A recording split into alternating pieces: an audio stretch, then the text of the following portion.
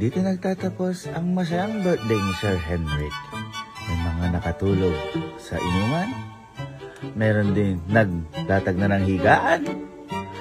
At meron din natulog na lang sa upuan. Pero mas maraming tumakas. Nagkakamot ng tenga. Merong nakakubot. At merong pangpaswerte. At meron din naman tulog na tulog.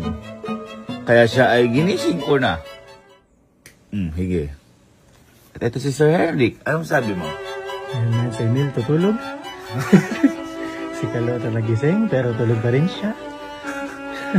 Sino yan? At aking mahal. At siyempre, hindi makakalimutan natin si Sir Henrik. Dahil siya ay gising magdabag. Dahil siya ay mag-edit pa. Ayusin mo yan. Ayusin mo na yan. Dahil meron pa akong kasunod sa iyong clip. Kakabahan ka.